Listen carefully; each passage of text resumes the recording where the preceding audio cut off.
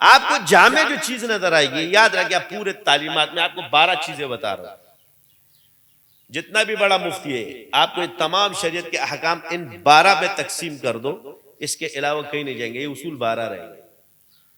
ہمارے ہاں یہ دلیل ظنی ہے، حنابلہ کے واجب اور فرض ایک ہی ہے، لیکن احناف کے ہاں واجب اور فرض بدیہی ہے، واجب بدیہی نہیں ہے، ظنی ہے۔ تو سنت موقت چھوڑنے والا گناہگار ہے، واجب چھوڑنے والا اور فرض چھوڑنے والا، لیکن غیر موقت چھوڑنے والا گناہگار نہیں ہے۔ یعنی قرب ذکر سے ملے گا آپ کو، یہ ذکر میں داخل ہو جاتے ہیں، پھر یہ تو فرض میں داخل ہے اور یہ ذکر میں داخل ہو جاتے ہیں، ذکر وہ بھی ہے مگر یہ فرض ہے، یہ خاص چیز ہے۔ سید نور زمان نقشبندی شاذلی کے لیٹسٹ بیان سننے کے لیے سید نور زمان نقشبندی شاذلی چینل کو سبسکرائب کریں۔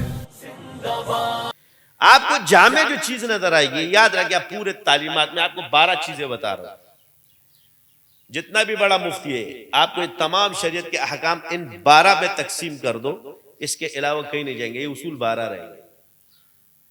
باقی ایسے اس کو لمبا کیا گیا ہے، کسی نے 4 لکھے، کسی نے 2 لکھے، جو سب سے جامع ہو یہی ہے، یعنی ہر حکم اس پہ منطبق ہو جاتا ہے۔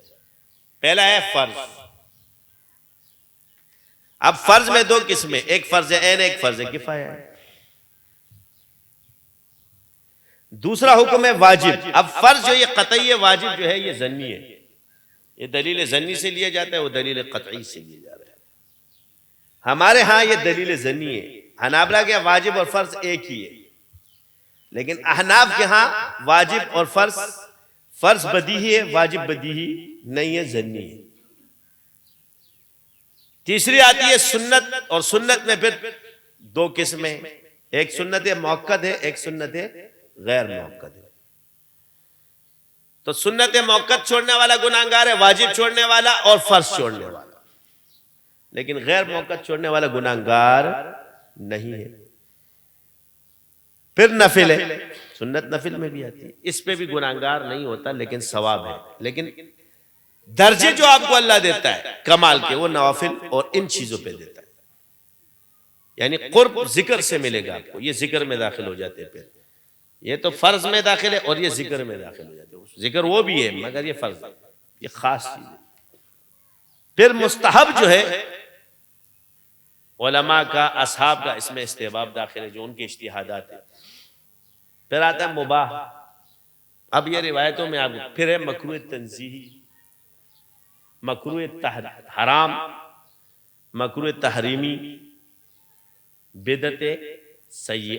اب یہ اعتقادی شے ہے، بدعت کا تعلق جو ہے سیئہ کا یہ اعتقادی ہے، احکام کے ساتھ یہ چیز ہے، یعنی عقیدے کے اندر جو چیز داخل ہے، کفر ہے، شرک اور بدعت سیئہ ہے۔ جو بدعتی ہوتا ہے یہ گمراہ ہوتا ہے، یہ الگ فرقے۔ بدعتی وہ جو عقائد میں خرابی پیدا کرے، یہ ایمانیات میں چلا جاتا ہے، اعتقادیات میں، عمل میں یہ چیزیں آپ کے ساتھ آ رہی ہیں۔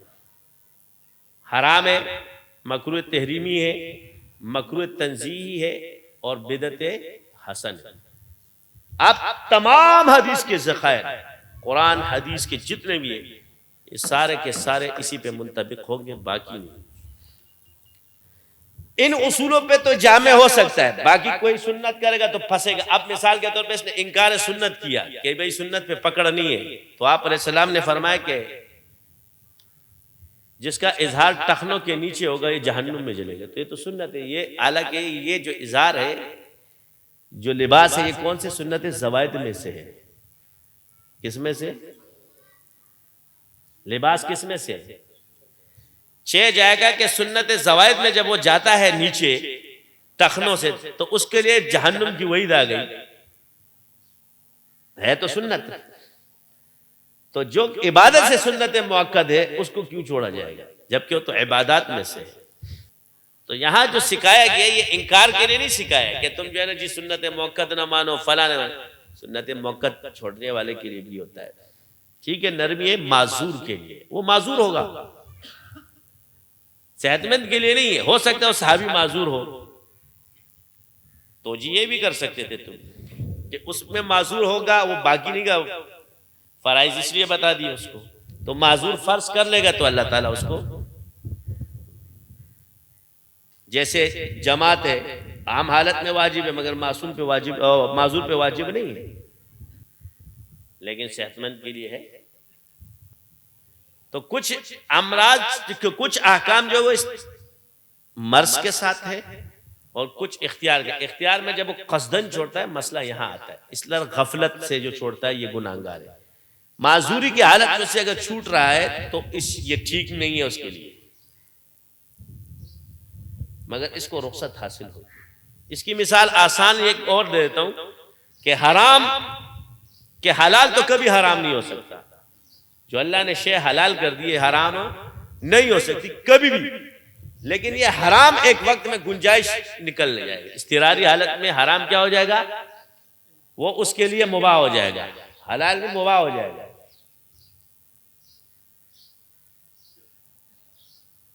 تو مباح کیا ہے؟ وہاں مباح وہ ہے کہ جس پر پکڑ نہیں ہے اور نہ باغی نہیں، اس پہ کوئی گناہ نہیں۔ علاج کی حالت میں ایک مریض ہے، مرض کی حالت میں یہ چیزیں اباحت کی طرف، تداوی بالحرام جتنی بھی ہوتی ہے، تداوی بالحرام کے اندر یہ چیز کیا ہو گئی، گنجائش میں مباح ہو گئی ہے، کیا حرام، مگر تداوی کی وجہ سے کیا ہو گئی، مباح ہو گئی۔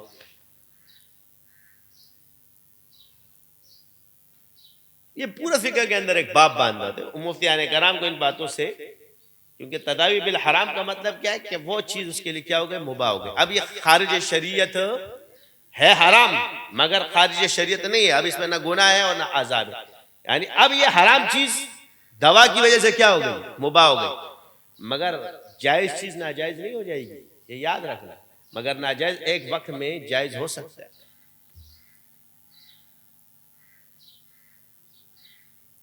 اضطراری حالت میں ہے، آپ کے شے اختیار سے باہر ہے، یہ مسائل جدا ہے۔ یہی وجہ ہے کہ احکام کو منطبق، کیونکہ احادیث میں مختلف حکم ہے، اس لیے یہاں مجتہد ضروری ہے۔ آپ کی عقل قرآن اور حدیث میں متشابہات میں احادیث میں اٹک جائے گی، یہ ایک جاہل، اس لیے مجتہد ضروری ہوتا ہے، اور وہ مجتہد اس کو بہتر طریقے سے سمجھتا ہے۔ اللہ نے اس علم کو اور اس احادیث کے روشنی میں انہوں نے ہمیں جو مسائل سامنے اخذ کیے اسی کو لے کے ہم لوگ چل رہے ہیں۔ یہ انکار حدیث نہیں ہے بلکہ یہ استنباط کیے انہوں نے قرآن اور حدیث سے۔